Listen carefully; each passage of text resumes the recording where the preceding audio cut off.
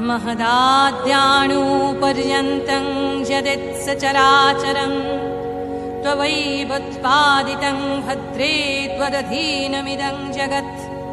त्वमाद्या सर्वविद्यानम् अस्माकमपि जन्मभूः। त्वं जानासि जगत्सर्वं न त्वां जानाति कश्चन।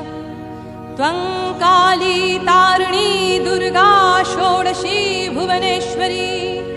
धूमावती त्वं बगला भैरवी छिन्नमस्तका। त्वमन्नपूर्णा वाग्देवी त्वं देवी कमलालया।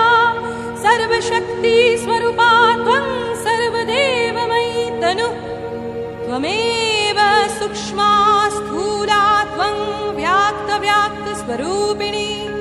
निराकरापि सकाराकस्त्वं वेदितुमर्हसि।